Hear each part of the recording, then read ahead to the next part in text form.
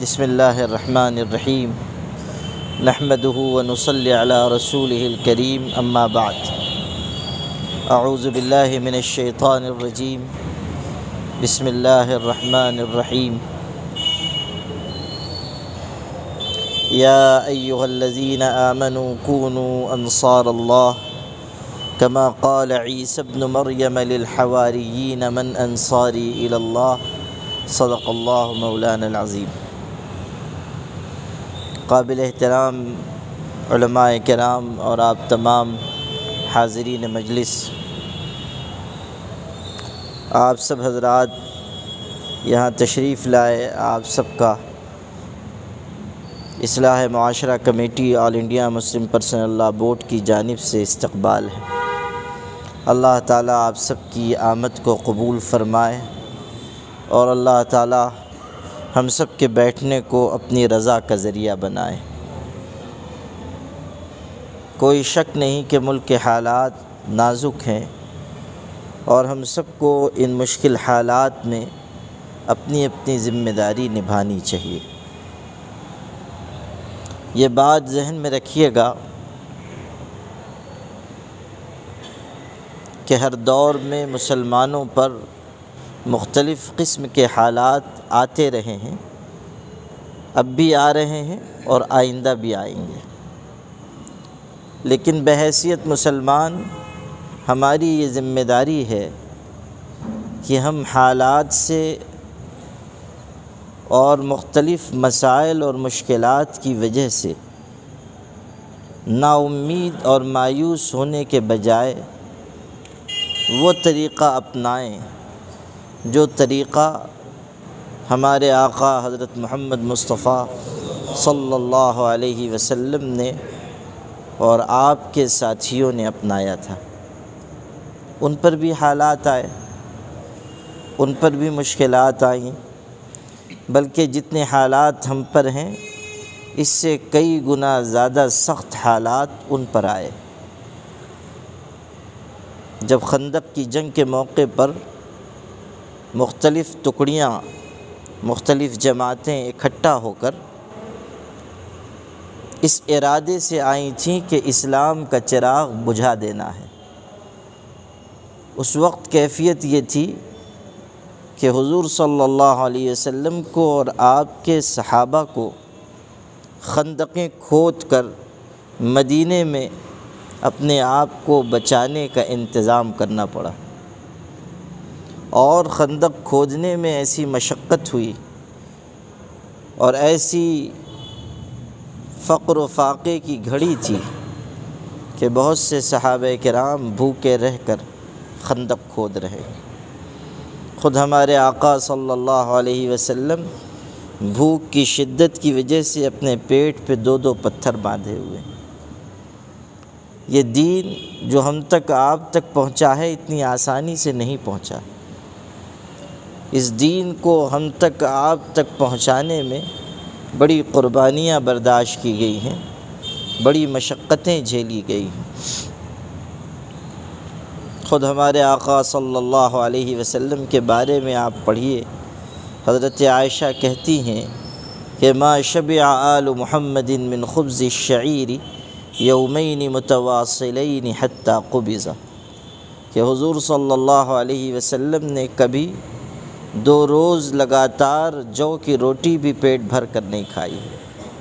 آپ بھی، آپ کے گھر والے بھی، صرف حضور کی قربانی نہیں بلکہ فرمایا ما شبع آل محمد، حضور کے گھر والوں نے بھی کبھی 2 روز لگاتار حضور کی وفات تک جو کی روٹی بھی پیٹ بھر کر نہیں کھائی۔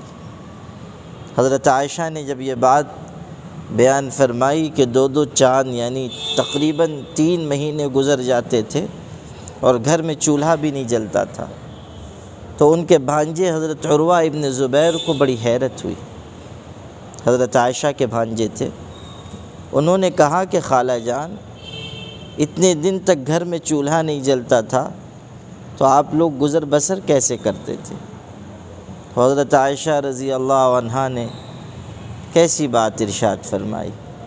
ارشاد فرمایا الاسودان التمر والماء، دو کالی چیزیں تھیں، انہی پر گزر بسر ہوتی تھی، پانی اور کھجور، دو کالی چیزیں۔ غور کیجئے، کھجور کالی ہوتی ہے، پانی تو سفید ہوتا ہے، لیکن ہماری ماں حضرت عائشہ نے کہا دو کالی چیزیں، یہ نہیں فرمایا کہ ایک کالی اور ایک سفید چیز، بلکہ کہا دو کالی چیزیں۔ محدثین نے اس حدیث کی تشریح میں یہ بات لکھی ہے کہ ہماری ماں حضرت عائشہ علم کے بہت اونچے مقام پر تھی، وہ یہ بتانا چاہ رہی ہیں، الاسودان کہہ کر، دو کالی چیزیں کہہ کر یہ بتانا چاہ رہی ہیں کہ مسلسل بھوکے رہنے کی وجہ سے، مسلسل فاقے کی وجہ سے حالت یہ ہو جاتی تھی کہ کمزوری اور نقاہت ہو جاتی تھی، اور چکر آنے لگ جاتے تھے، اور آنکھوں کے سامنے اندھیرا چھانے لگ جاتا تھا، تو پانی جو سفید ہے وہ بھی کالا نظر آتا تھا۔ اس لیے کہا کہ الاسودان التمر والماء، دو کالی چیزیں کھجور اور پانی پر گزر بسر ہوتی تھی۔ غور کیجئے کہ دین کا یہ کارواں کتنی مشقتوں کے ساتھ ہم تک، آپ تک آیا ہے۔ حضور اکرم صلی اللہ علیہ وسلم کے قدموں کی دھول کی برکت ہے ہم آج آسائش میں ہیں، نعمت میں ہیں، اچھے کھانے کھا رہے ہیں، اچھی سواریوں میں چل رہے ہیں، اچھے بستروں پر آرام کر رہے ہیں، لیکن کبھی رات کی تنہائیوں میں غور کر لیا کیجیے کہ ہمارے آقا صلی اللہ علیہ وسلم کس طرح کی زندگی گزارتے تھے۔ حضرت عمر رضی اللہ عنہ ایک موقع پر حاضر ہوئے اور آپ آرام فرما رہے تھے، لیٹے ہوئے تھے، کرتا اترا ہوا تھا اور بوریے پر آرام کر رہے تھے، ٹاٹ پر آرام فرما رہے تھے۔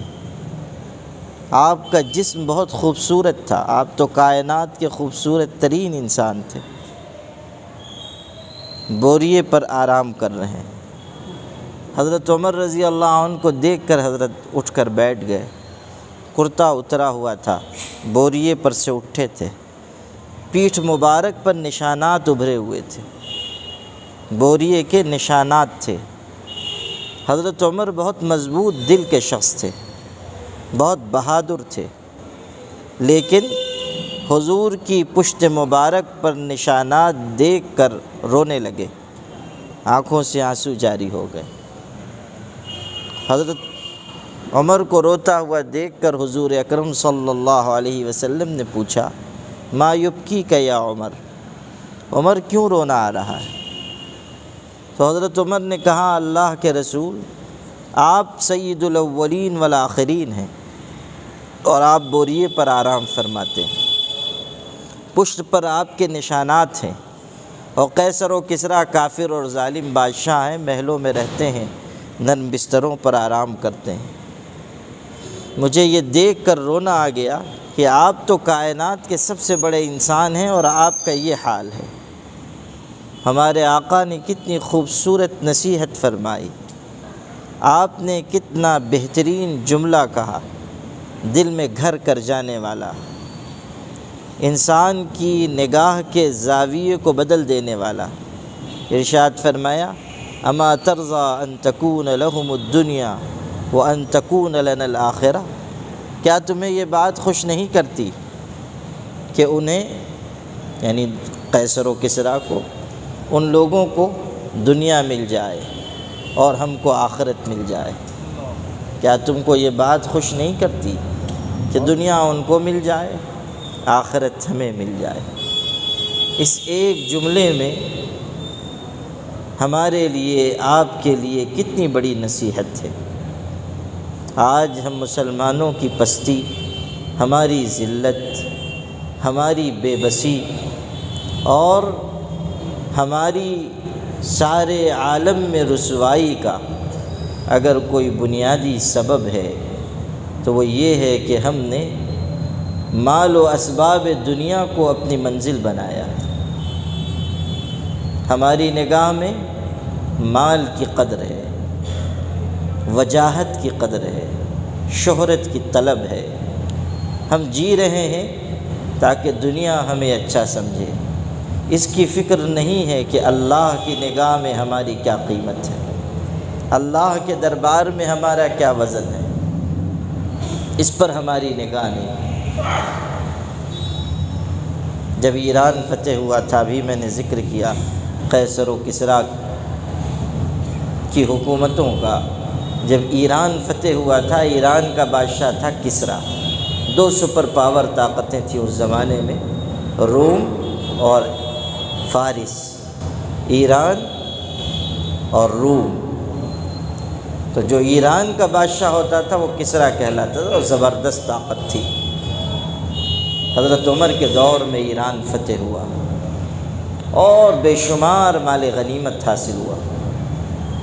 جو اس زمانے میں بیت المال کے ناظم تھے، رات کے اندھیرے میں ایک شخص اپنے چہرے پر رومال ڈال کر آیا اور ایک بوری لے کر آیا۔ اس نے وہ بوری بیت المال کے ناظم کو دی۔ پوچھا بیت المال کے ناظم نے، کیا ہے اس میں؟ اس نے کہا کہ کسریٰ کا تاج ہے۔ کسریٰ کا تاج سونے کا، ہیرے جواہرات کا تھا، اور اتنا وزنی تھا کہ سونے کی زنجیروں میں اس کو لٹکایا جاتا تھا، اور یہ صرف کرسی پر بیٹھ کر، تخت پر بیٹھ کر سر اس میں ڈال دیا کرتا تھا، یعنی اتنا وزندار تھا کہ اسے اٹھانے کی سکت نہیں۔ آپ غور کیجئے کہ کتنی قیمتی چیز،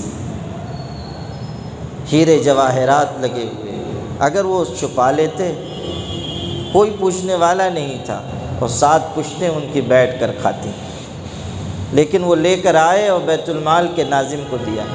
تو امتحان کے طور پہ بیت المال کے ناظم نے پوچھا کہ یہ آپ کو مل گیا تھا، آپ رکھ لیتے، کون پوچھنے والا تھا؟ اس شخص نے کتنا خوبصورت جواب دیا، کہنے لگے جس کے سر پہ تھا اسے بچا نہ سکا، میرے قدموں میں ہے، مجھے کیا نفع دے گا؟ میرے قدموں میں ہے، مجھے کیا نفع دے گا؟ وہ جو بیت المال کے ناظم تھے متاثر ہو گئے۔ انہوں نے کہا کہ آپ ذرا اپنے چہرے سے رومال تو ہٹائیے، دیکھیں کہ آپ کون ہیں، ایسا ایماندار آدمی، ایسا دیانتدار آدمی۔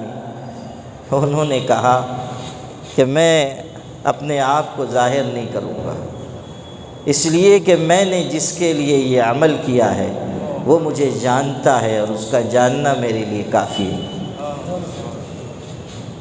اسی وجہ سے مجھے یہ قصہ بھی یاد آیا کہ ہمیں یہ تو خیال ہوتا ہے کہ دنیا ہمیں جانے، ہمیں یہ خیال تو ہوتا ہے کہ دنیا ہمیں پہچانے، ہمیں یہ ہماری یہ کوشش تو ہوتی ہے کہ لوگ ہمارے آگے پیچھے ہوں، لیکن کبھی ہم نے سوچا کہ اللہ کی بارگاہ میں ہماری کیا قیمت ہے، اللہ کے پاک رسول صلی اللہ علیہ وسلم سے ہمارا کتنا تعلق ہے، اس پر بھی غور کیا کیجیے۔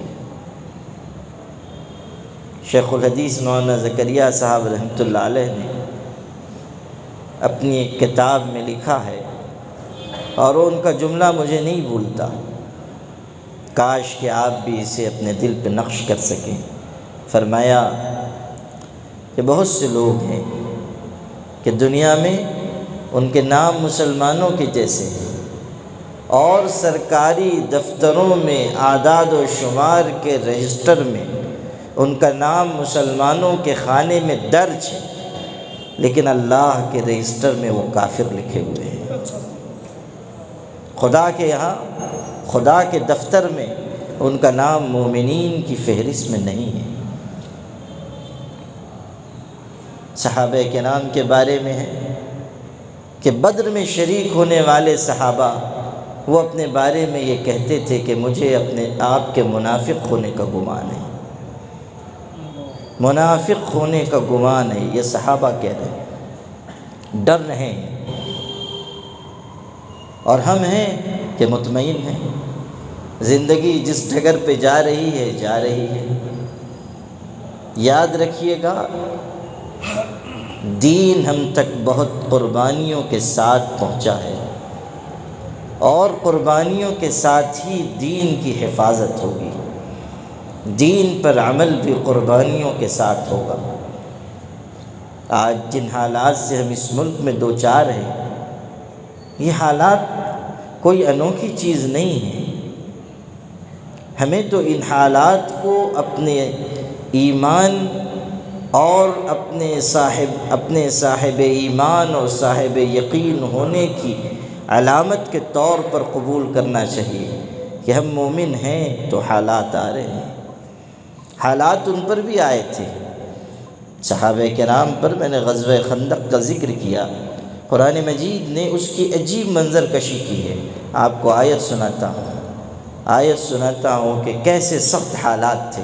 قرآن نقل کر رہا ہے، اذ جاؤکم من فوقکم ومن اسفل منکم وَإِذْ زَاغَتِ الْأَبْصَارُ وَبَلَغَتِ الْقُلُوبُ الْحَنَاجِرَ وَتَظُنُّونَ بِاللَّهِ الظُّنُونَ هُنَالِكَ ابْتُلِيَ الْمُؤْمِنُونَ وَزُلْزِلُوا زِلْزَالًا شَدِيدًا۔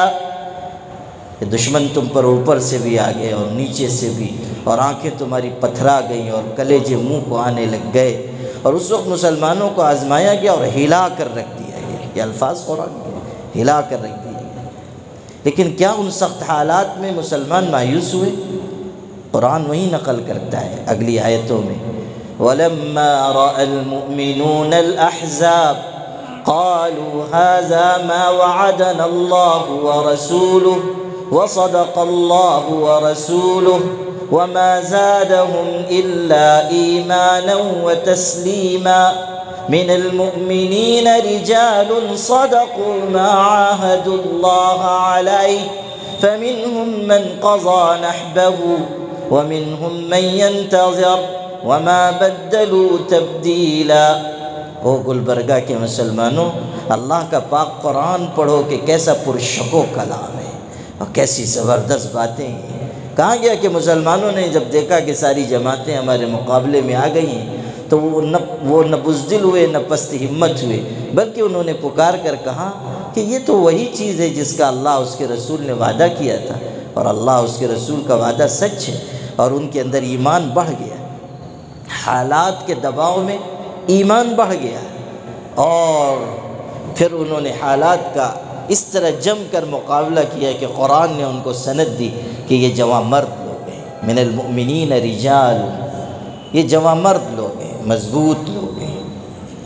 آج بھی حالات ہیں، اس کا ہمیں حکمت کے ساتھ، ہمت کے ساتھ، ایمانی جوش کے ساتھ مقابلہ کرنا چاہیے۔ کوئی ضرورت نہیں ہے ہمیں اس کی کہ ہم مایوس ہو جائیں یا بددل ہو جائیں یا یہ سمجھیں کہ اس ملک میں اسلام کا کوئی مستقبل نہیں، ہرگز نہیں۔ ہمارے حضرت مولانا سید ابو الحسن علی ندوی مسلم پرسنل لاء بورڈ کے سابق صدر تھے، بہت بڑے عالم، بہت خوبصورت بات کہتے تھے۔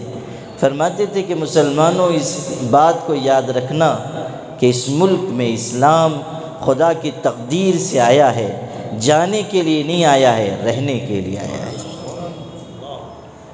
خدا کی تقدیر سے اسلام اس ملک میں آیا ہے، رہنے کے لیے آیا ہے، جانے کے لیے نہیں آیا ہے۔ اور اللہ کا فیصلہ ہے کہ اللہ نور ایمان کو مکمل کرے گا۔ یریدون لیطفئوا نور اللہ بافواہہم واللہ متم نورہ ولو کرہ الکافرون۔ 28ویں پارے میں سورہ صف میں ارشاد ہے، کافر مشرک چاہتے ہیں نور ایمان کو بجھا دیں، یہ نہیں بجھا سکیں گے، اس لیے کہ جس نور ایمان کو خدا مکمل کرنا چاہتا ہے ساری کائنات مل کر اس کو بجھا نہیں سکتی۔ حالات آئیں گے، دشواریاں آئیں گی، پھر ہم ابھر جائیں گے۔ ایمان کے ساتھ اگر ہم مقابلہ کریں گے تو اللہ کی مدد آئے گی۔ سلطنت عثمانیہ سینکڑوں سال قائم رہی۔ ترکی میں جو سلطنت قائم ہوئی وہ بکری کے چرواہے تھے، غریب لوگ تھے، مگر ان کے اندر ایمان تھا۔ انہوں نے ایک بہت بڑی سلطنت کی بنیاد رکھی اور سینکڑوں سال تک وہ سلطنت چلی۔ جب پچھلی صدی میں اس سلطنت کے خلاف سازشیں ہوئیں، اور یہودی اور عیسائی سب مل کر اس کے مقابل آ گئے، اور پھر خود مسلمانوں نے بے وفائی کی۔ یہ تو تاریخ ہے مسلمانوں کی کہ ان کو اس وقت تک زیر نہیں کیا جا سکتا جب تک کہ خود انہی کے لوگ شریک نہ ہو جائیں۔ کلہاڑی میں جو لکڑی کا دستہ نہ ہوتا تو لکڑی کے کٹنے کا رستہ نہ ہوتا۔ لکڑی کٹتی ہے تو لوہے سے نہیں کٹتی ہے، اپنی ہی جیسی دوسری لکڑی کی وجہ سے کٹتی ہے۔ مسلمانوں کو بھی شکست ہوتی ہے تو غدار مسلمانوں کی وجہ سے ہوتی ہے۔ وہی صورتحال اس وقت ہوئی کہ مسلمانوں کی ایک جماعت ان سے ملی اور پھر مقابلہ ہوا اور حالات دشوار گزار بنا دیے گئے اور پوری سلطنت خطرے میں آ گئی۔ اور معاملہ جہاں سے شروع ہوا تھا وہ یہ کہ یہودیوں کی آبادی کے لیے زمین مانگی جا رہی تھی۔ یہی جب اسرائیل آباد کرنا تھا اس کے لیے مطالبہ تھا کہ زمین دی جائے۔ سلطان عبدالحمید جو آخری سلطان ہوئے ہیں ترکی سلطنت کے، وہ بہت باغیرت شخص تھے۔ انہوں نے کہا ہرگز نہیں، میں 1 انچ بھی سرزمین اپنی سلطنت میں یہودیوں کو نہیں دوں گا۔ وہ جانتے تھے کہ یہ بہت ہی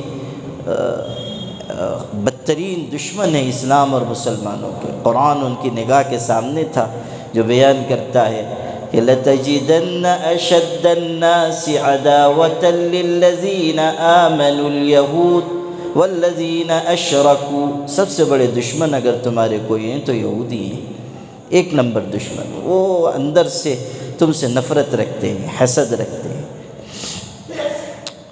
تو انہوں نے کہا میں نہیں دوں گا۔ اس کے بعد ان کے خلاف سازشیں کی گئیں اور پھر مسلمانوں کی مدد سے چاروں طرف سے ان کو گھیر لیا گیا۔ بہت دھیان سے سنیے گا، اس واقعے میں بہت نصیحت ہے، اور اس وقت ملک کے موجودہ حالات میں اس سے بڑی تقویت حاصل کی جا سکتی ہے۔ اس وقت دشمنان دین کا نمائندہ جب چاروں طرف سے یہ گھر گئے تو ادھر سے نمائندہ آیا اور اس نے گفتگو کی۔ سلطان عبدالحمید سے اس نے کہا کہ سلطان آپ ضد چھوڑ دیجئے اور ہمارے مطالبے مان لیجئے، ورنہ آپ بچیں گے نہیں اور نہ آپ کی سلطنت بچے گی۔ اس وقت آپ اور آپ کی سلطنت کی حالت وہی ہے جو 32 دانتوں میں گھری ہوئی زبان کی ہوتی ہے، یعنی ہم نے چاروں طرف سے آپ کو گھیر لیا ہے، راستہ کوئی باقی نہیں۔ آپ کی اور آپ کی سلطنت کی حالت وہی ہے جو 32 دانتوں میں گھری ہوئی زبان کی ہوتی ہے۔ وہ مرد قلندر، کیسی خوبصورت بات اس نے کہی، ہنسے اور فرمایا کہ میں بھی جانتا ہوں کہ مجھ کو چاروں طرف سے گھیر لیا گیا ہے اور سلطنت خطرے میں ہے، اور تم کہہ رہے ہو کہ ہماری حالت یہ ہے کہ ہم 32 دانتوں میں گھری ہوئی زبان کی طرح ہیں۔ یہ بھی سچ ہے، لیکن یاد رکھو قانون قدرت یہ ہے کہ 32 کے 32 دانت گر جاتے ہیں، زبان اپنی جگہ سلامت رہتی ہے۔ قانون قدرت یہ ہے کہ دانت سب گر جائیں گے، زبان اپنی جگہ باقی رہے گی۔ تو یہ جتنا تعصب ہے اور فرقہ پرستی ہے اور نفرت کا زہر ہے، یہ چڑھے گا اور پھر اتر جائے گا، لیکن اللہ تعالیٰ کا دین جہاں تھا وہیں رہے گا، اور اہل ایمان اگر وہ سچے مسلمان بنیں گے تو اللہ کی مدد ان کے ساتھ آئے گی۔ آپ دیکھیے کہ کیسے انقلابات دنیا میں ہو رہے ہیں۔ ترکی والوں کے اوپر ایسے حالات آئے کہ لوگ مایوس ہو گئے تھے کہ شاید اب یہاں دین پنپ نہیں سکے گا۔ ایک تو سلطنت توڑ دی گئی، 1924 میں سلطنت ختم ہو گئی، خلافت کا خاتمہ ہوا۔ اس کے بعد پھر دشمنوں نے اپنے نمائندے بٹھائے اور کمال اتا ترک جیسا شخص لایا گیا جو شراب پیتا ہوتا تھا، اور قریب کسی مسجد کے مینار سے اگر اذان کی آواز آ جاتی تھی تو میناریں گروا دیتا تھا، عربی رسم الخط پہ پابندی لگا دی، اور کیا کیا نہیں ہوا، الحاد و دہریت پھیل گئی، اور اس طرح کی صورتحال ہو گئی کہ قرآن کا نسخہ رکھنا جرم، عربی میں ایک جملہ کہنا جرم، اور لوگوں نے یہ سمجھا کہ اب یہاں پر دین پنپ نہیں سکے گا۔ لیکن ہمارے مشائخ نے، بزرگوں نے، اللہ والوں نے زیر زمین محنت کی، اور ایسی زبردست محنت کی کہ 70 سال نہیں گزرے تھے کہ ان کی تربیت یافتہ نسل ابھر کر آئی اور اس نے الحاد پسندوں کو ٹکر دی، اور نتیجہ یہ نکلا کہ اللہ کی مدد ان کے ساتھ ہوئی، اور وہی ہوا جو ہونا تھا کہ جاء الحق وزہق الباطل ان الباطل کان زہوقا۔ اللہ تعالیٰ نے ان کو غلبہ عطا کیا، اب برسوں برس سے ان کا اقتدار قائم ہے، اور ترکی میں ایسی دینی اور ایمانی فضا بنی ہوئی کہ آپ دیکھیے کہ وہاں نوجوان جو ملازمت کرتے ہیں مختلف فیکٹریز میں اور کارخانوں میں اور کمپنیز میں، وہ بسوں کے ذریعے اپنے گھروں سے جا رہے ہیں ملازمت پر، اور وہ لباس ان کا کوئی ہماری طرح کا کرتا پیجامہ نہیں ہے، لیکن مغربی لباس میں ہونے کے باوجود ان کے ذہن و فکر پر اسلام کا اور اعمال کا ایسا غلبہ ہو چکا ہے کہ جا رہے ہیں، بس میں بیٹھنے کی جگہ نہیں ہے، کھڑے ہو کر سفر کر رہے ہیں، قرآن مجید ہاتھ میں ہے اور چھوٹے سے قرآن میں تلاوت کر رہے ہیں کہ 15 منٹ کا یہ وقت جو گھر سے وہاں تک پہنچنے میں گزرے وہ بھی اللہ کے پاک کلام کی تلاوت میں گزرے۔ یہ انقلاب اور یہ تبدیلی اس محنت کے نتیجے میں آئی جو محنت کی گئی۔ وہاں تو ہمارے یہاں سے زیادہ برے حالات ہو چکے تھے، لیکن اللہ نے بتایا کہ محنت ضائع نہیں جاتی۔ میں نے شروع میں یہ ساری باتیں اس لیے عرض کر دی کہ All India Muslim Personal Law Board اس لیے قائم ہوا کہ مسلمانوں کو اس ملک میں قوت بخشے اور شریعت کی حفاظت کا کارنامہ انجام دے، اور الحمدللہ کہ گزشتہ 47-48 برسوں میں مسلم پرسنل لاء بورڈ نے سب سے زیادہ نمایاں طریقے پر یہ خدمت انجام دی ہے۔ آج بھی اگر حالات ناسازگار ہیں تو آپ کو مسلم پرسنل لاء بورڈ کی طرف سے یہ پیغام ہے کہ آپ مایوس نہ ہوں، خوف زدہ نہ ہوں، حالات کا مقابلہ کیجیے اور ایمان اور اعمال پر زندگی لائیے، مادیت سے الگ ہو کر روحانیت کی طرف جائیے، دنیا کو ترجیح دینے کے بجائے آخرت کو ترجیح دیجیے۔ اس طریقے کو اپنائیں گے تو اللہ حالات کو سازگار فرمائے گا۔ پھر اس بات کی بھی کوشش کیجیے کہ اس ملک میں نفرت کا جو زہر پھیلایا جا رہا ہے اس کو ہم حکمت کے ساتھ اور خدمت کے ساتھ ختم کریں۔ نفرت کا یہ زہر بہت ہی نقصان دہ ہے۔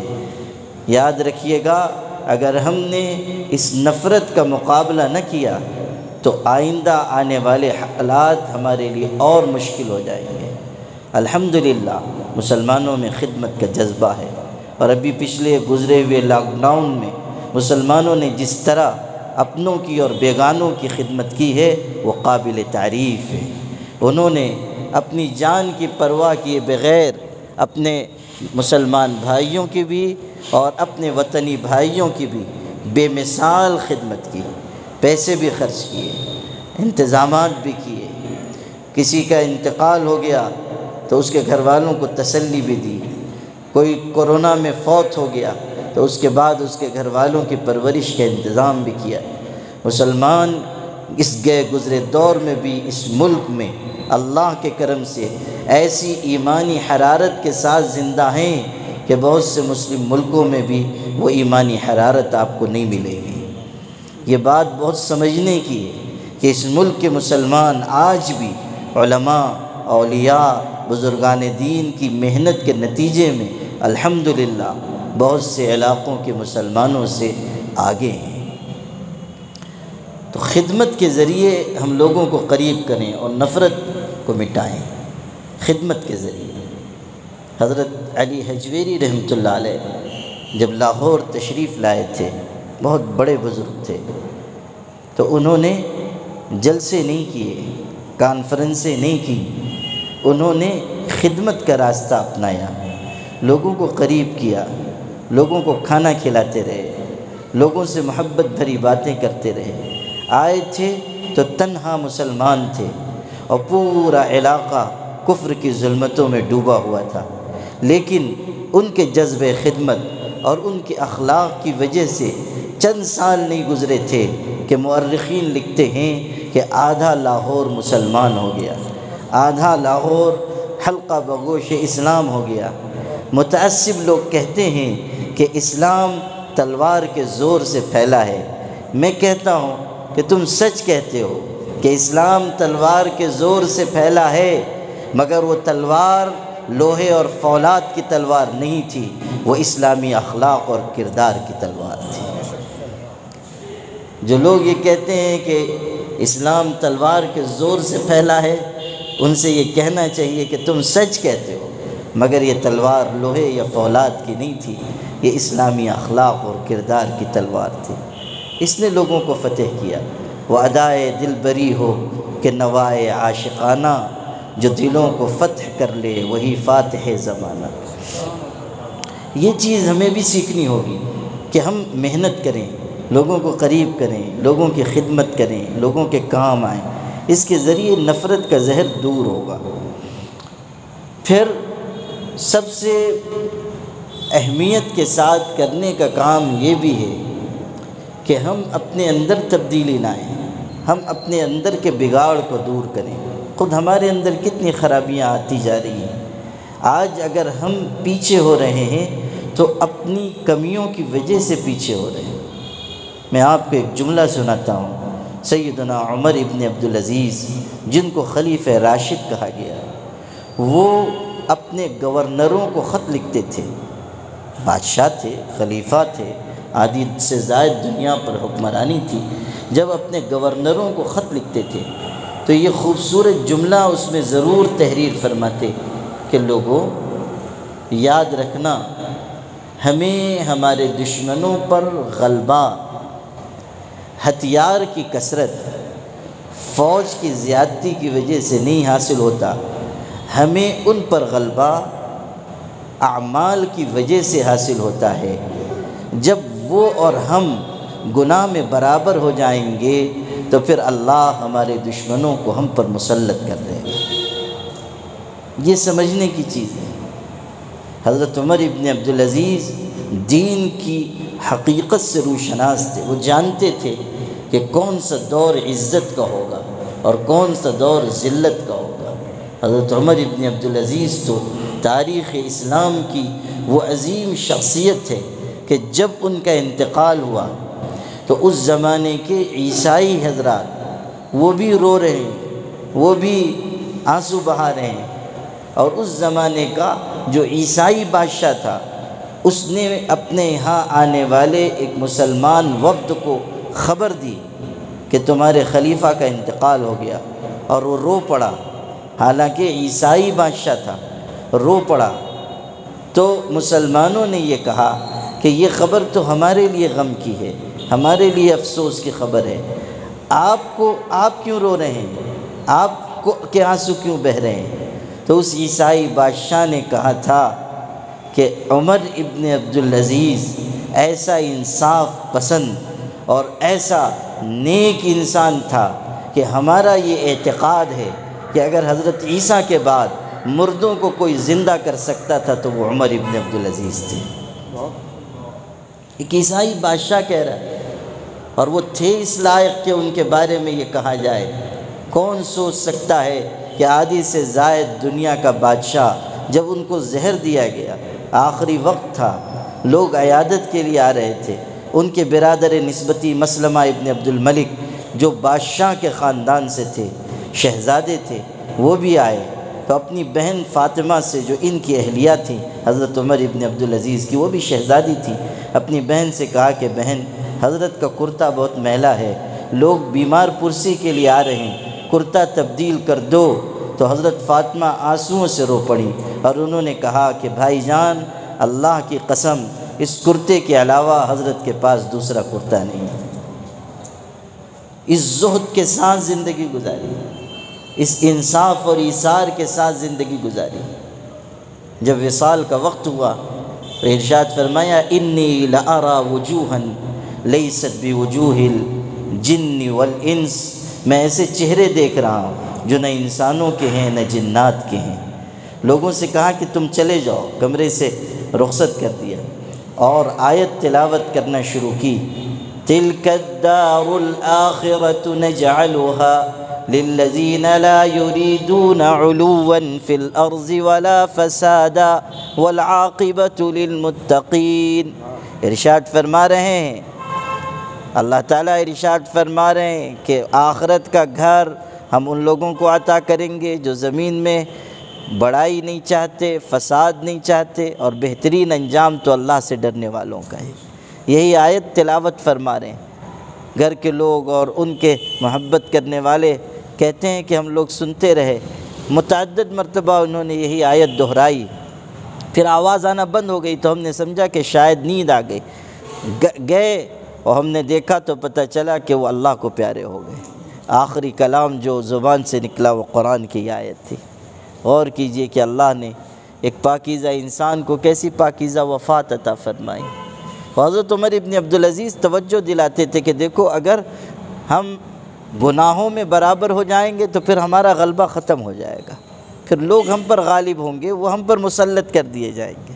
آج یہی صورتحال ہے، مسلمانوں کے اندر کتنا بگاڑ آ گیا، کیسا اخلاقی بحران آ گیا، ارتداد کی لہریں اتنی تیزی سے ہماری صفوں میں آ گئیں کہ عقل حیران ہے۔ میں نے اوسط نکالا تھا آج سے 2-3 سال پہلے ہماری ریاست کا، مہاراشٹر کا، ان لڑکیوں کا، ان مسلمان لڑکیوں کا جو اپلیکیشن دائر کرتی ہیں اور رجسٹرڈ ہوتی ہے ان کی درخواست جو سرکاری ویب سائٹ پر، یہ وہ ڈاٹا ہے جو رجسٹرڈ ہوتا ہے، جو ان نون ہے یا جو بغیر شادی کے رہ رہی ہیں وہ الگ ہیں، جو درخواست دے کر اس راہ پر جا رہی ہیں ان کا اوسط ماہانہ 60 سے 70 لڑکیاں تھیں۔ ایک مہینے میں 60 سے 70 لڑکیاں ارتداد کی راہ پر جا رہی ہیں۔ صرف ایک ریاست کی آپ کو بات بتا رہا ہوں، صرف ایک ریاست کی، دوسری ریاستوں کا ڈاٹا اگر جمع کیا جائے گا، صورتحال کتنی سنگین ہے۔ یہ ہماری بچیاں ہیں اور ان کے اندر ایسی بغاوت پیدا ہو رہی ہے کہ متعدد جگہوں پر جہاں لوگوں کو بھیجا گیا کہ جائیے اور سمجھائیے، وہاں صورتحال یہ ہوئی کہ ماں رو رہی ہے، باپ رو رہا ہے، گزارش کر رہے ہیں کہ گھر چلو، اور وہ کہتی ہے کہ نہیں میں تمہارے ساتھ نہیں جاؤں گی، میں اسی کے ساتھ جاؤں گی۔ یہ صورتحال کتنی سنگین ہے، اس سے اندازہ لگایا جا سکتا ہے کہ ہمارے ہاں کیسا اخلاقی بحران آ چکا ہے۔ جو تربیت کی کمی تھی اس نے ہمیں کس منزل تک پہنچایا۔ ماں باپ نے بے فکر ہو کر اپنی اولاد کو کسی راستے پر ڈال دیا، اب اس کے بھیانک نتائج سامنے آ رہے ہیں۔ اس کی کون فکر کرے گا؟ کون امت کو بچانے کے لیے آگے آئے گا؟ کتنے ساری خرافات ہمارے سماج میں مختلف ناموں پر رسوم و رواج کے عنوان سے آ گئی۔ یہ جو All India Muslim Personal Law Board نے آسان اور مسنون نکاح مہم چلائی ہے، یہ اسی کے پیش نظر کہ بہت ساری برائیاں اس راستے سے ہمارے سماج میں آئی ہیں۔ نکاح کے نام سے، شادی کے نام سے فضول خرچی ہو رہی ہے، بے پردگی ہو رہی ہے، موسیقی بجائی جا رہی ہے، ناچ گانا ہو رہا ہے، کھیل تماشے ہو رہے ہیں، اور جہیز کے لین دین کے سلسلے میں کیسے کیسے روح فرسا واقعات سامنے آ رہے ہیں۔ دلہنوں کو ستایا جا رہا ہے، کتنی دلہنوں کو جلا کر مار ڈالا گیا، کتنوں کو خودکشی کرنی پڑی، کتنی صورتحال سنگین ہے۔ اس جہیز کا شریعت سے کیا تعلق تھا؟ یہ جہیز تو ہم نے اپنے برادران وطن سے لیا ہے، اس کا ہماری تہذیب سے اس کا کوئی تعلق نہیں۔ قرآن نے تو یہ کہا تھا کہ الرجال قوامون علی النساء بما فضل اللہ بعضهم علی بعض وبما انفقوا من اموالہم، کہ مردوں کو جو برتری حاصل ہے وہ اس لیے بھی کہ اللہ نے ان کو کچھ صلاحیتیں زیادہ دی ہیں، اور اس لیے بھی کہ وہ مال خرچ کرتے ہیں۔ یعنی مرد پر ذمہ داری ہے کہ وہ مال خرچ کرے، وہ آنے والی اس کی بیوی کے لیے انتظامات کرے، نہ یہ کہ اسی سے مطالبہ کرے کہ یہ بھی لے کر آؤ، وہ بھی لے کر آؤ، وہ بھی لے کر آؤ۔ پہلے یہ ہوتا تھا کہ لوگ بائک مانگتے تھے، پھر زمانہ کچھ آگے بڑھا، ٹی وی مانگنے لگے، پھر کار مانگنے لگے، اب تو صورتحال یہ ہے کہ جہیز میں لوگ جہاز مانگنے لگے ہیں۔ اب یہ صورتحال ہو گئی۔ یہ بھی دے دیجئے وہ بھی دے دیجئے، اور بھیک بھی اس طرح مانگتے ہیں کہ ذرہ برابر کوئی شرم نہیں آتی۔ اور اس جہیز کی منحوس رسم نے کتنی بچیوں کو بے گھر کیا ہے، کتنی بچیوں کو موت کے دہانے تک پہنچا دیا ہے۔ کتنے گھرانوں میں نکاح کے 20 25 سال بعد تک اس خاتون کو طعنے سننے پڑتے ہیں کہ جہیز کم لے کر آئی ہے۔ یہ کیسی بدترین صورتحال ہے۔ میر تقی میر کتنے بڑے شاعر تھے، غریب تھے، ایک ہی بیٹی تھی، انہوں نے قرض لے کر اس کے جہیز کا انتظام کیا، نکاح کر دیا۔ نکاح کے کچھ دن کے بعد بیٹی کو کہیں سے پتہ چل گیا کہ میرے والد مقروض ہیں اور قرض والے ان کو پریشان کر رہے ہیں۔ بیٹیاں تو نازک دل کی ہوتی ہیں، اس کے دل پر اثر ہو گیا اور وہ اندر ہی اندر صدمے کی وجہ سے گھلنے لگی۔ نتیجہ یہ نکلا کہ بیمار ہوئی اور بیماری بڑھتی گئی، یہاں تک کہ انتقال ہو گیا۔ اب آپ غور کیجئے کہ جوان جہان بیٹی کا جنازہ باپ کے گھر کے دروازے پر لایا گیا ہے۔ بیٹی بھی وہ جس کو کچھ عرصے پہلے دلہن کے جوڑے میں روانہ کیا تھا، اب کفن میں لپٹی ہوئی اس کی لاش آئی ہے۔ ایک باپ کے لیے کیسی غم انگیز گھڑی ہے، کیسا صبر آزما وقت ہے۔ میر تقی میر نے بیٹی کی لاش دیکھی، کفن ہٹا کر اس کا چہرہ دیکھا، اس کے بعد کیسا غضب کا شعر کہا کہ اب آیا ہے خیال اے آرام جاں اس نامرادی میں، اب آیا ہے خیال اے آرام جاں اس نامرادی میں، کفن دینا تجھے بھولے تھے ہم اسباب شادی میں۔ یعنی ایک چیز باقی رہ گئی تھی جو ہم تیرے جہیز میں نہیں دے سکے۔ یہ ہمارے سماج کی وہ صورتحال ہے جس کو محسوس کرنا ہم سب کی ذمہ داری ہے۔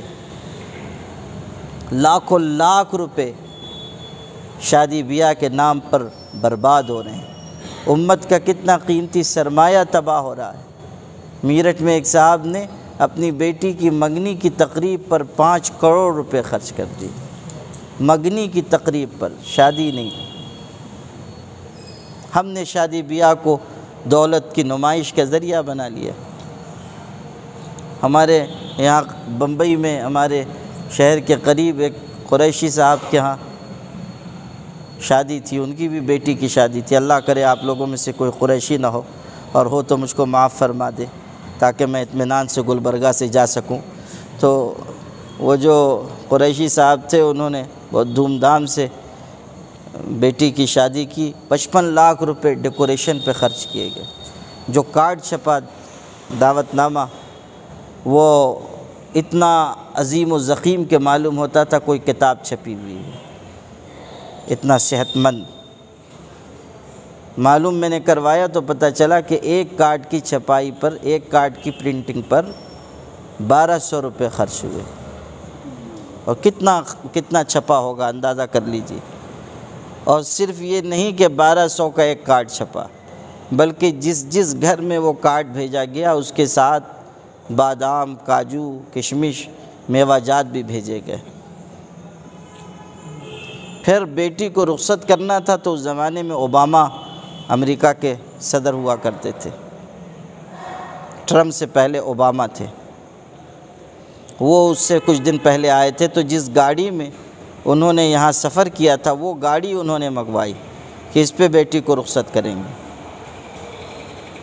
یعنی گاڑی بھی دیکھیے کیسی مبارک گاڑی انہوں نے تجویز کی، جس پہ حضرت اوباما حفظہ اللہ ورعاہ نے سفر کیا تھا، تو وہ گاڑی منگوائی گئی، اس پہ بیٹی کو انہوں نے رخصت کیا۔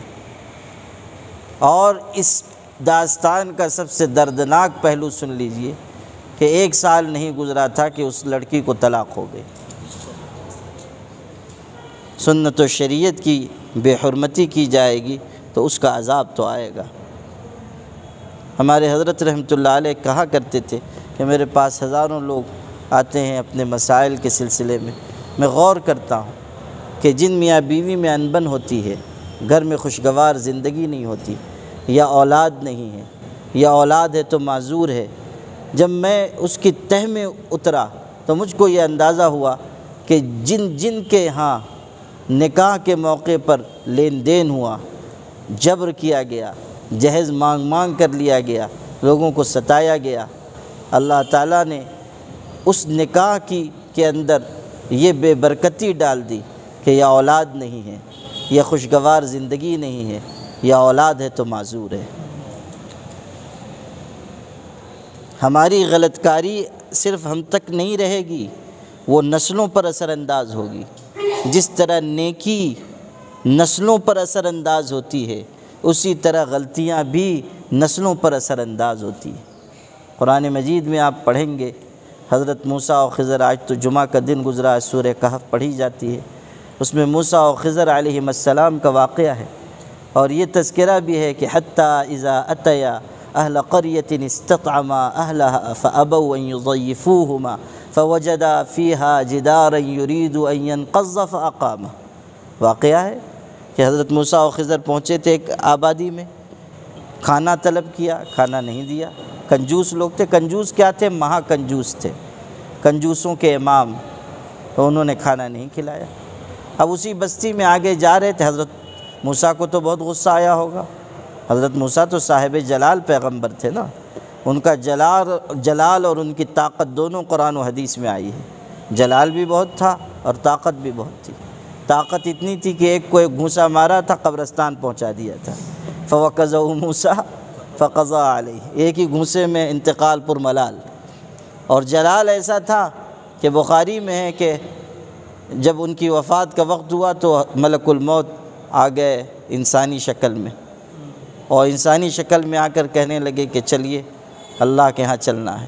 تو ان کی قوم تو بڑی بدماش تھی، بنی اسرائیل۔ حضرت موسیٰ کو خیال ہوا یہ شاید کوئی بنی اسرائیلی ہے، مجھ کو پریشان کر رہا ہے، تو ان کو غصہ آ گیا۔ غصہ آیا تو ایک تماچا فرشتے ہی کو مارا، اور ایسا زوردار تماچا کہ آنکھ نکل گئی۔ وہ آنکھ کو اپنی ہتھیلی پہ رکھ کے واپس چلا گیا۔ آنکھ لگوا کے اللہ تعالیٰ سے کہا ہوگا فرشتے نے کہ اربوں لوگوں کی، کھربوں لوگوں کی روح نکالی، کوئی ایسا تو ملا نہیں، انہوں نے تو مار کے میری آنکھ نکال دی۔ کہا گیا کہ اچھا جاؤ، کہنا کہ اگر زندگی چاہتے ہیں تو کسی بیل کی پیٹھ پہ ہاتھ رکھ دیں، جتنے بال ہتھیلی کے نیچے آئیں گے ہر بال کے بدلے میں 1 سال۔ یہ آئے دوبارہ، اب یہ جو دوبارہ آئے تو اب کی تو پہلے ہی دور سے ہی انہوں نے کہا ہوگا کہ حضرت پہلے بات سن لیجئے گا، پھر کوئی کارروائی کیجئے گا، ایسے کارروائی نہ کیجئے۔ اور اس کے بعد جو ہے یہ پیغام سنایا۔ حضرت موسیٰ نے کہا اچھا وہ سال ختم ہو جائیں گے تب؟ کہا پھر میں ہی خدمت کے لیے حاضر ہوں گا۔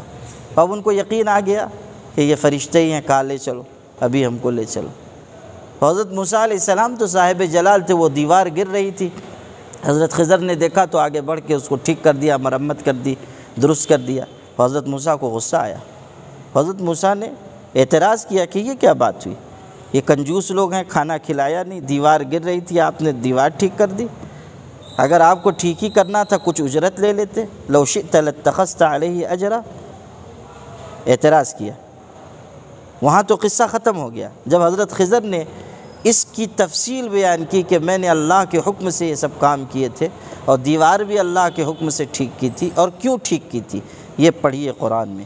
وَأَمَّا الْجِدَارُ فَكَانَ لِغُلَامَيْنِ يَتِيمَيْنِ فِي الْمَدِينَةِ وَكَانَ تَحْتَهُ كَنْزٌ لَهُمَا وَكَانَ أَبُوهُمَا صَالِحًا۔ بنیاد بیان کی، علت بیان کی کہ ان کا باپ نیک انسان تھا، اس لیے میں نے ان 2 یتیم بچوں کا جو خزانہ تھا اس کو بچانے کے لیے دیوار کو ٹھیک کر دیا۔ دیوار کے نیچے خزانہ تھا اور ان کا باپ نیک تھا۔ اب یہاں سنیے ایک اور بات کہ ان کا باپ نیک تھا، مفسرین نے لکھا ہے یہ ان کے سگے باپ کے بارے میں نہیں ہے، بلکہ ان کی 7ویں پشت میں ایک نیک اور پرہیزگار انسان تھا، اس کی برکت سے اللہ نے یہ واقعہ ظہور پذیر فرمایا۔ 7ویں پشت میں کوئی نیک انسان تھا، اس کی برکت 7ویں پشت تک پہنچی۔ وَكَانَ أَبُوهُمَا صَالِحًا۔ تو نیکی بھی اثر انداز ہوتی ہے اور برائی بھی اثر انداز ہوتی ہے۔ جو نکاح میں بے برکتی پیدا ہوگی وہ نسلوں تک جائے گی، اس لیے نکاح کو آسان کرنا، اور نکاح کو کم خرچ والا بنانا اور نکاح کو رسوم و رواج سے پاک کرنا یہ ہم سب کی بنیادی ذمہ داری ہے۔ ہمیں پوری محنت کرنی چاہیے کہ جو صاف ستھرا نظام ہمارے آقا حضرت محمد صلی اللہ علیہ وسلم نے عطا فرمایا تھا اس نظام کو ہم اپنائیں۔ حضور نے تو ہمیں انگلی پکڑ کر چلنا سکھایا ہے، ایک ایک چیز آپ نے بتائی۔ نکاح میں رشتہ منتخب کرنے کے لیے معیار کیا ہوگا، نکاح کہاں ہوگا، نکاح کیسے ہوگا، نکاح میں خرچ کیا ہوگا، نکاح میں کیا چیزیں نہیں ہونی چاہیے، نکاح کے بعد کی زندگی کیسی ہوگی، کوئی پہلو تو آپ نے تشنا نہیں چھوڑا۔ بتا دیا کہ نکاح کے لیے معیار انتخاب نہ حسن و جمال ہے، نہ مال ہے، نہ اونچا خاندان ہے، بلکہ معیار انتخاب ہے سیرت اور کردار، سیرت اور کردار، سیرت اور کردار۔ کسی نے کتنی خوبصورت بات کہی تھی کہ حسن صورت چند روزہ، حسن سیرت مستقل، اس سے خوش ہوتی ہیں آنکھیں، اس سے خوش ہوتا ہے دل۔ جب سیرت و کردار کی پاکیزگی کی بنیاد پر نکاح کیا جائے گا تو اللہ اس میں برکت عطا فرمائے گا۔ پھر نکاح کے اعلان کا حکم ہوا، مسجد میں نکاح کرنے کی تاکید فرمائی گئی۔ نکاح سب سے زیادہ برکت والا وہ قرار دیا گیا جس میں خرچ کم ہو۔ ان اعظم النکاح برکتاً ایسرہ مؤونۃ، جتنا خرچ کم ہوگا برکت اتنی بڑھتی چلی جائے گی۔ ایک ایک نکاح کے ایک ایک حصے میں شریعت و سنت کا احترام اور اہتمام کرنا لازمی ہے، ایک ایک حصے میں۔ یہ آپ کے قریب حیدرآباد ہے، وہاں پرانے دور میں ایک بزرگ ہوتے تھے شاہ مسکین رحمۃ اللہ علیہ، وہ بہت بڑے اللہ والے تھے۔ ایک مرتبہ ایک بوڑھی خاتون ان کے پاس آئیں، اور یہ سرزمین بھی آپ کی بزرگوں کی سرزمین ہے، اور خاص طریقے پر حضرت محمد حسینی رحمۃ اللہ علیہ جن کو حضرت خواجہ گیسو دراز کہا جاتا ہے، وہ یہاں مدفون ہیں، انوار و برکات ان کے پھیلے ہوئے ہیں، یہی ان کا مرکز فیض تھا۔ اور اللہ کے اس بندے نے کیسی بے مثال خدمت انجام دی، خدا تعالیٰ ان کی تربت پر اپنی رحمتیں نازل فرمائے اور ان کی برکتوں سے ہم سب کو بھی مالا مال فرمائے۔ تو وہ حضرت شاہ مسکین رحمۃ اللہ علیہ بزرگ تھے، اللہ والے تھے۔ خاتون گئی، بوڑھی خاتون تھی، اس نے کہا حضرت مجھ کو مرید کر لیجئے، بیعت کر لیجئے۔ حضرت نے فرمایا پردے کے پیچھے بیٹھ جاؤ، میں الفاظ کہلوا دیتا ہوں، تم کہہ لو بیعت ہو جائے گی، مرید ہو جاؤ گے۔ اس نے کہا نہیں، میں آپ کے ہاتھ میں ہاتھ دے کر بیعت ہونا چاہتی ہوں۔ حضرت نے فرمایا شریعت میں منع ہے، چونکہ وہ متبع سنت و شریعت تھے اس لیے فرمایا، اگر غلط قسم کے پیر ہوتے تو کہتے آ جائیے، اس لیے کہ ان کے ہاں تو مصافحہ معانقہ سب چل جاتا ہے، جو غیر متبع شریعت ہوں ان کے ہاں تو سب چل جائے گا۔ حضرت تو بہت بڑے شخص تھے، کہا کہ نہیں۔ اس نے، وہ پڑھی لکھی خاتون رہی ہوگی، اس نے کہا کہ حضرت میری عمر بہت ہے، بوڑھی ہوں، اور آپ بھی 80 سال کے ہو گئے ہیں، فتنے کا کوئی اندیشہ باقی نہیں ہے، اس لیے مجھ کو اجازت دیجیے کہ میں آپ کے ہاتھ میں ہاتھ دے دوں، برکت حاصل کروں۔ اس اللہ والے نے جو خوبصورت جملہ کہا تھا، کاش کہ آپ اپنے دل پہ نقش کر کے لے جائیں، اور ہر خاندان نکاح کے جملہ اعمال و افعال کے وقت اس چیز کو یاد رکھے۔ بہت ہی قیمتی جملہ ارشاد فرمایا اس بوڑھی عورت سے، جب انہوں نے یہ سنا کہ میں بہت بوڑھی ہوں، آپ بھی بوڑھے ہیں، ہاتھ میں ہاتھ ڈال کر بیعت ہونے کی اجازت دے دیجئے۔ حضرت نے فرمایا کہ نہیں، یہ سچ ہے کہ تو بھی بوڑھی ہے اور میں بھی بوڑھا ہوں، مگر یاد رکھ اللہ کی شریعت کل بھی جوان تھی اور آج بھی جوان ہے۔ خدا کی شریعت کل بھی جوان تھی اور آج بھی جوان ہے۔ تو شریعت و سنت کا اہتمام نکاح کے ہر مرحلے پر کیا جانا ضروری ہے، اور اس پر جب ہم عمل کریں گے تو معاشرے میں غیر معمولی سدھار ہم کو نظر آئے گا، اس کی برکتیں نظر آئیں گی، خوشگوار زندگی کی بنیادیں پڑیں گی۔ اسی لیے مسلم پرسنل لاء بورڈ پورے ملک میں آواز لگا رہا ہے کہ نکاح کو کم خرچ والا بنایا جائے، سادہ اور مسنون بنایا جائے۔ حضور اکرم صلی اللہ علیہ وسلم کے زمانے میں نکاح جیسا آسان تھا، ویسا نکاح ہمارے معاشرے میں بھی ہو، اسی طرح ہم لوگ بھی نکاح کو سادگی اور آسانی کے ساتھ انجام دینے والے بن جائیں۔ حضور صلی اللہ علیہ وسلم کے دور میں تو صورتحال یہ تھی کہ مسجد نبوی میں نکاح کرنے اور مسجد نبوی میں آ کر حضور سے نکاح پڑھوانے کا بھی مزاج صحابہ کرام کا نہیں تھا۔ یہ مزاج نہیں تھا۔ یہ جو ہمارا ایک ذوق ہوتا ہے نا کہ پیر صاحب نکاح پڑھا دیں، عالم صاحب نکاح پڑھا دیں، فلاں مقرر ہیں وہ نکاح پڑھا دیں۔ بہت سے علاقوں میں تو پیر صاحب کے بغیر نکاح نہیں ہوگا۔ میں بھی جاتا ہوں وہاں بہار وغیرہ، تو میں بھی غلطی سے پیر ہوں تو وہ لوگ مجھ سے بہت نکاح پڑھواتے ہیں، اور وہ وہاں تو رات بھر کے جلسے ہوتے ہیں۔ آپ لوگ ڈریے گا نہیں، میں اس سنت پہ کوئی عمل کرنے والا نہیں ہوں، میں بس اپنی گفتگو ختم کر رہا ہوں۔ وہاں رات بھر کا جلسہ ہوتا ہے، وہ کئی مقرر ہوتے ہیں، اور عجیب ترتیب ہے ان کے یہاں۔ 3-4 کو پہلے سلا دیتے ہیں، 3-4 مقرروں کو اسٹیج پہ لے جاتے ہیں، نعت پڑھنے والے بھی رہتے ہیں۔ ایک مقرر کی تقریر ہوئی، پھر نعت پڑھی گئی، پھر مقرر کی تقریر، پھر نعت۔ جو مقرر فارغ ہو گیا اس کو چھٹی دے دیتے ہیں، تم جاؤ اب آرام کرو۔ وہ جو سوئے ہوئے ہیں ان کو جگایا جاتا ہے، پھر ان کو اٹھا کے لایا جاتا ہے، اور پیر صاحب جو صدر مجلس ہوتے ہیں وہ آخر میں تشریف لاتے ہیں۔ آخری تقریر ان کی ہوتی ہے اور دعا ہوتی ہے۔ تو کئی جگہوں پر بڑا مجمع، اور اس میں بڑا جلسہ، اور رات کو 2 بجے مجھ کو لے جایا گیا، یا 2:30 بجے یا 3 بجے۔ اب پہنچے اسٹیج پہ تو کیا ہے حضرت، 4 نکاح بھی پڑھانا ہے، 5 نکاح بھی پڑھانا ہے۔ وہ آدھی رات کو 3 بجے 3:30 بجے نکاح پڑھانا ہے۔ میں نے کہا کہ اللہ کے بندو، یہ جو نکاح 3:30 بجے 4 بجے پڑھوا رہے ہو، اس میں تو چھوارا تقسیم کرنے کی ضرورت ہی نہیں ہے، اس لیے کہ یہ بیچارے انتظار کر کے تو خود دولہا جو ہیں وہ چھوارا بن گئے۔ اتنے وقت سے لے کے 11 بجے رات سے ان کو بٹھائے ہوئے ہو۔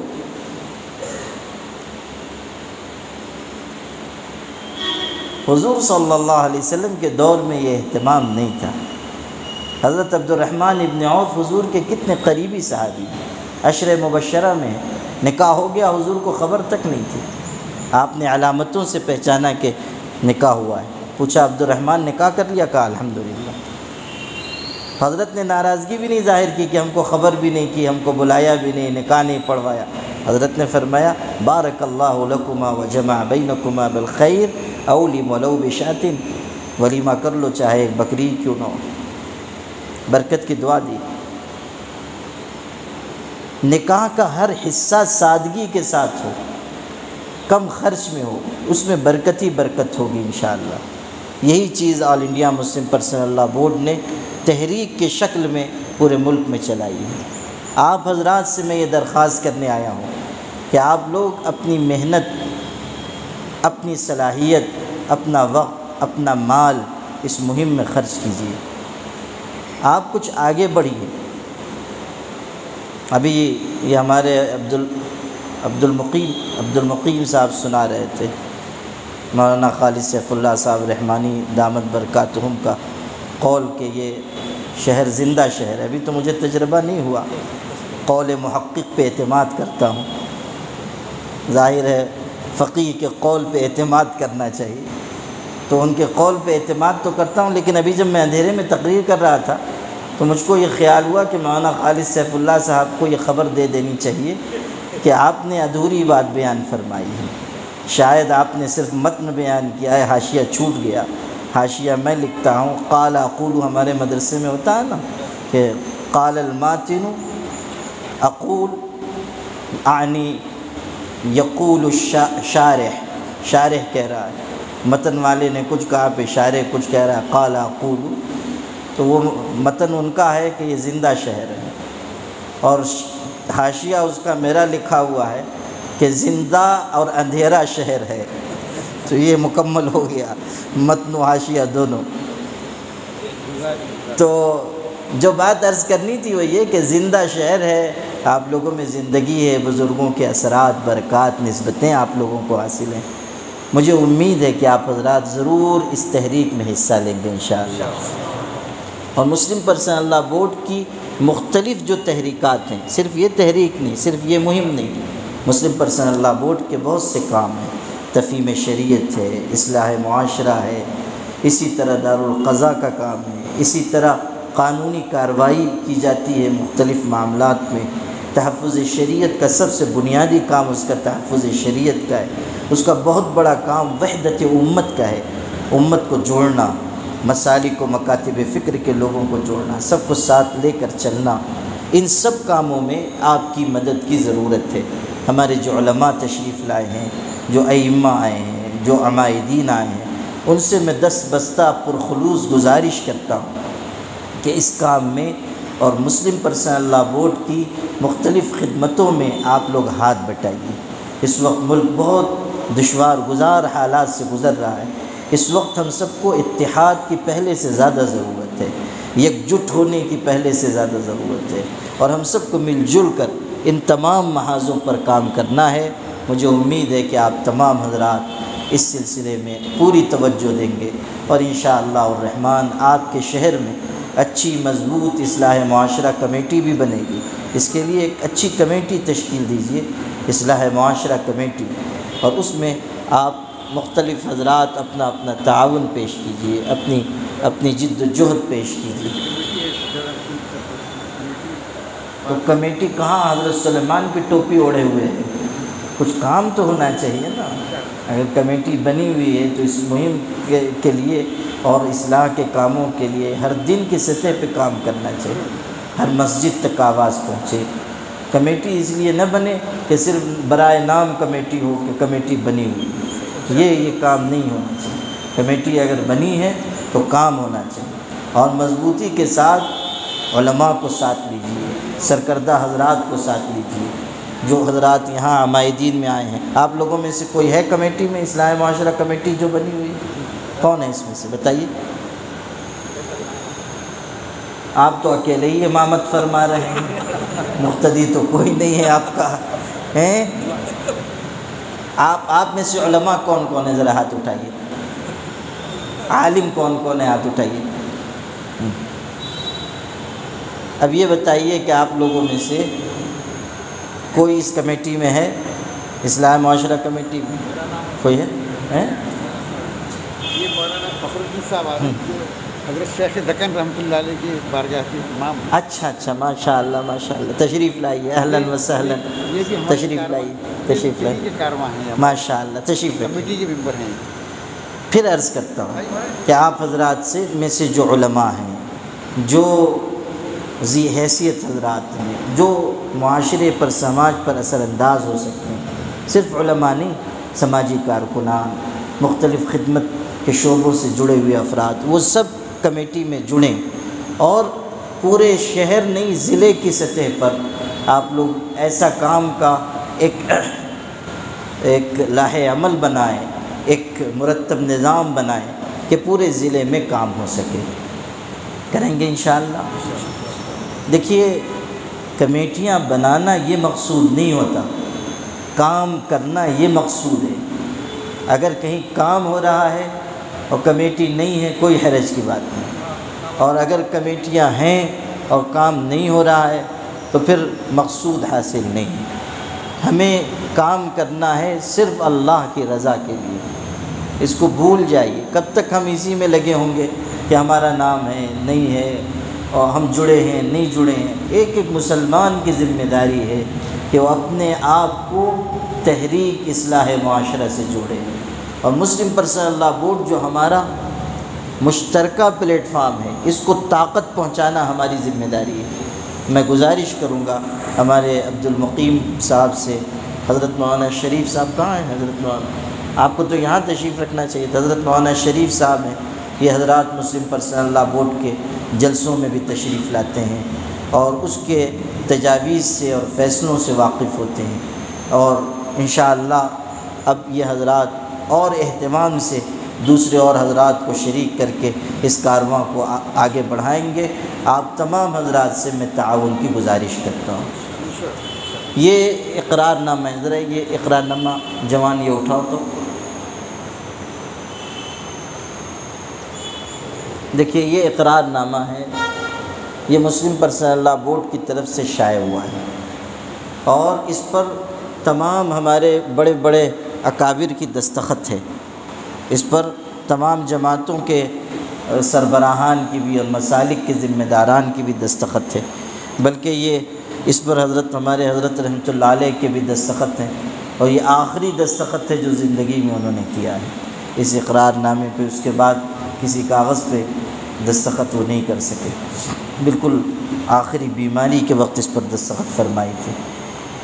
تو یہ جو اقرار نامہ ہے، اس کو ابھی تو میں نے ڈاکٹر عبدالقدیر صاحب سے کہہ کے یہ شائع کروا کے یہاں منگوا لیا، جو ائمہ ہیں وہ لے جائیں گے، لیکن آپ حضرات میں سے جو اہل خیر ہیں وہ اس کو اپنے خرچ پر چھپوائیں اور ایک ایک مسجد تک پہنچائیں، صرف اس شہر میں نہیں، پورے ضلع میں جہاں جہاں ہو سکے جو خرچ کر سکتے ہیں وہ اس کو چھپوائیں، لوگوں تک پہنچائیں، اور ائمہ علماء سے درخواست کرتا ہوں کہ جمعہ میں اس کو پڑھ کر سب سے اقرار لیں، سب حضرات سے مصلیوں سے اقرار لیں، اور چونکہ کار خیر کا آغاز ہمیں اپنی ذات سے کرنا چاہیے، اس لیے میں سب سے پہلے اس کو پڑھ کے سنا رہا ہوں اور آپ سب سے اقرار لیتا ہوں، تو اس لیے آپ سب حضرات اس کا اقرار کریں۔ دھیان سے سنیے، ہم سب اقرار کرتے ہیں کہ نکاح کو آسان بنائیں گے، بیجا رسوم و رواج، خاص طور پر جہیز کا مطالبہ، منگنی، ہلدی، سانچک، چوتھی، پاؤں میز کی رسم، رج جگہ، یہ سب آپ لوگوں کے ہاں زیادہ ہے، یہ اسی لیے یہاں بڑھائی گئی، ہم لوگوں کی طرف ذرا کم ہے۔ رج جگہ وغیرہ سے پرہیز کریں گے، اور خاندان، پڑوس یا علاقہ میں کوئی رشتہ طے ہونے کی اطلاع ملنے پر قبل از وقت ان کی ذہن سازی کریں گے۔ نمبر 2، بارات کی رسم کو ختم کرتے ہوئے مسجد میں سادگی کے ساتھ نکاح کا طریقہ اختیار کریں گے۔ نمبر 3، نکاح کی دعوت کا اہتمام صرف بیرون شہر کے مہمان اور گھر کے افراد کے لیے کریں گے۔ نکاح میں شرکت کریں گے، لیکن نکاح کی تقریب والی دعوت طعام سے احتراز کریں گے۔ دعوت ولیمہ سادگی کے ساتھ دولت کی نمائش کے بغیر غرباء اور مساکین کا خیال رکھتے ہوئے کریں گے۔ جس محفل نکاح یا دعوت ولیمہ میں سنت و شریعت کا خیال رکھا جائے گا اس کی تائید و ستائش کریں گے، اس کے برخلاف عمل پر بھرپور اور واضح انداز میں ناپسندیدگی کا اظہار کریں گے۔ نمبر 7، محفل نکاح اور دعوت ولیمہ میں آتش بازی، گانا، بینڈ باجا، ویڈیوگرافی اور کھیل تماشے سے بچتے ہوئے نکاح کے لیے قیمتی رقعہ اور قیمتی اسٹیج کا استعمال نہیں کریں گے۔ نوجوان اپنے نکاح کو سادگی کے ساتھ کم خرچ میں انجام دیں گے، اس کے برخلاف کسی بیرونی دباؤ کو قطعاً برداشت نہیں کریں گے۔ نکاح کے طے شدہ وقت کی سختی سے پابندی کریں گے اور شریعت کی ہدایت کے مطابق مہر نقد ادا کریں گے۔ نکاح کے بعد سنت و شریعت کے مطابق خوشگوار ازدواجی زندگی گزاریں گے اور اپنی بیوی کے ساتھ بہتر سلوک کر کے اللہ اور اس کے پاک رسول صلی اللہ علیہ وسلم کی رضامندی حاصل کرنے والے بنیں گے۔ اولاد کی نعمت میسر آنے پر اس کی بہتر تعلیم و تربیت کا اہتمام کریں گے اور اسے پابند سنت و شریعت بنانے کی حتی الامکان کوشش کریں گے۔ بتائیے آپ سب حضرات اس کا اقرار کرتے ہیں کہ یہ سب کام کریں گے؟ جزاک اللہ، جزاک اللہ۔ ابھی آپ میں سے جو علماء ہیں، ائمہ ہیں، اس کو اپنی اپنی مسجدوں میں آویزہ بھی کریں اور جمعہ کے دن اس کو پڑھ کر سب سے اقرار کر لیں گے انشاءاللہ، اور مختلف علاقوں میں اس کو شائع کر کے اس پر خرچ کریں، اس کو شائع کر کے مختلف علاقوں میں پہنچائیں۔ اللہ تعالیٰ آپ لوگوں کو جزائے خیر عطا فرمائے۔ اگر ہمارے ویڈیوز آپ کو پسند آ رہے ہوں تو لائک، کمنٹ اور شیئر کریں، اور مزید نئی ویڈیوز کے لیے ہمارے چینل دعوت میڈیا کو سبسکرائب کریں اور بیل آئیکن پر کلک کریں۔